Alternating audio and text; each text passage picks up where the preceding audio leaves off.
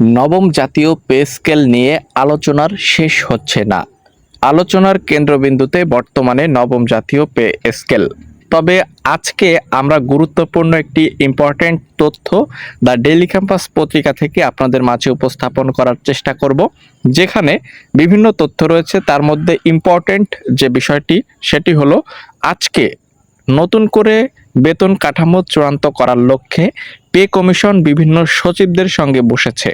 অর্থাৎ আজকে কিন্তু দেখতে পাচ্ছেন নতুন বেতন কাঠামোর রূপরেখা নিয়ে সচিবদের সঙ্গে বসেছে জাতীয় বেতন কমিশন। অর্থাৎ আজকের বৈঠকে যে প্রস্তাব ও সিদ্ধান্ত গৃহীত হয়েছে, এক কথায় সেগুলো আপনাদেরকে টোটালি ক্লিয়ারভাবে জানিয়ে দেওয়ার চেষ্টা করব।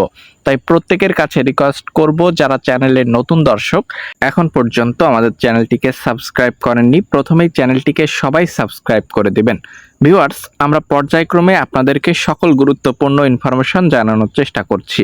তো চলুন, এখানে কি কি গুরুত্বপূর্ণ তথ্য রয়েছে, আজকে যে সভা হয়েছে সেখানে কি কি সিদ্ধান্ত এবং প্রস্তাব গৃহীত হয়েছে।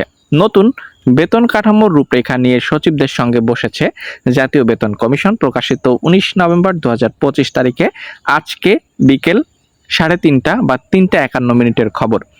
সরকারি, আধা সরকারি, স্বায়ত্তশাসিত সংস্থা, দেখতে পাচ্ছেন রাষ্ট্রায়ত্ত ব্যাংক এবং সরকারি অনুদান প্রাপ্ত বিশ্ববিদ্যালয় এবং রাষ্ট্রায়ত্ত শিক্ষা প্রতিষ্ঠানের কর্মকর্তা কর্মচারীদের বেতন ভাতা বিভিন্ন বিষয়ে বিভিন্ন মন্ত্রণালয়ের সচিবদের সঙ্গে বৈঠকে বসতে যাচ্ছে জাতীয় বেতন কমিশন। আগামী 23 নভেম্বর সচিবালয়ে এক বৈঠক অনুষ্ঠিত হবে। বৈঠকে সভাপতিত্ব করবেন জাতীয় বেতন কমিশনের চেয়ারম্যান জাকির আহমেদ খান। ঠিক আছে, এ সংক্রান্ত সভায় জানানো হয়েছে উক্ত ক্যাটাগরির কর্মকর্তা কর্মচারীদের বিদ্যমান বেতন ভাতা ও অন্যান্য সুযোগ সুবিধা পর্যালোচনা করে সুপারিশ প্রণয়নের উদ্দেশ্যে বিভিন্ন মন্ত্রণালয় ও বিভাগের সচিবদের সঙ্গে এই বৈঠকের আয়োজন করা হয়েছে। দেখতে পাচ্ছেন এখানে এর আগে 1 থেকে 15 অক্টোবর পর্যন্ত সাধারণ নাগরিক, সরকারি চাকরিজীবী, স্বায়ত্তশাসিত ও রাষ্ট্রায়ত্ত প্রতিষ্ঠান, দেখতে পাচ্ছেন, এবং বিভিন্ন অ্যাসোসিয়েশন বা সমিতির কাছ থেকে অনলাইনে প্রশ্নমালার মাধ্যমে মতামত সংগ্রহ করে জাতীয় বেতন কমিশন। তো এখানে এ বিষয়ে আরও তথ্য আছে। গত জুলাই শেষ দিকে সাবেক অর্থ সচিব জাকির আহমেদ খানকে সভাপতিত্ব করে, দেখতে পাচ্ছেন, 23 সদস্য বিশিষ্ট এখানে একটি কমিটি গঠন করে জাতীয় বেতন কমিশন 2025। প্রজ্ঞাপনে উল্লেখ ছিল সরকারের বা কমিশনের প্রথম সভার তারিখ থেকে 6 মাসের মধ্যে তাদের প্রতিবেদন জমা প্রদান করতে হবে এবং তারা বলেছেও নির্ধারিত সময়ের আগেই তারা প্রধান উপদেষ্টা বরাবর তাদের চূড়ান্ত সুপারিশমালা জমা দিতে পারবে। ঠিক আছে, তো আজকের সভায় যে সিদ্ধান্ত হয়েছে সেটি হলো বিভিন্ন সচিবদের সঙ্গে তারা আলোচনা করছে জাতীয় বেতন কমিশন। কেন, কি কারণ?